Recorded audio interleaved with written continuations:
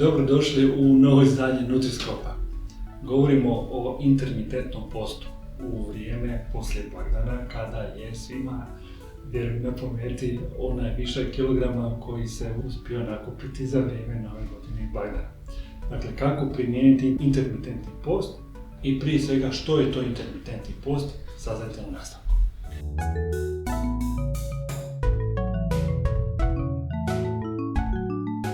Kako opisati što znači intermitentni post, a da ne lomimo jezik svaki put kad to izgovaramo.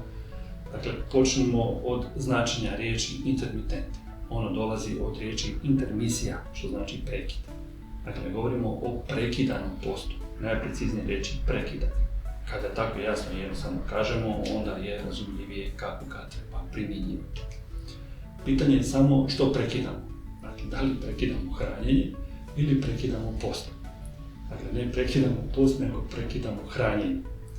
Hranjenje je fiziološki kontinuitet. Naše tijelo je naučeno na redovite obroke otprilike svakih 2 do 4 sata, a preskakanjem određenih obroka dobivamo duže intervale nehranjenja. Dakle, dobivamo veće vrijeme u kojem tijelo funkcionira na rezervama.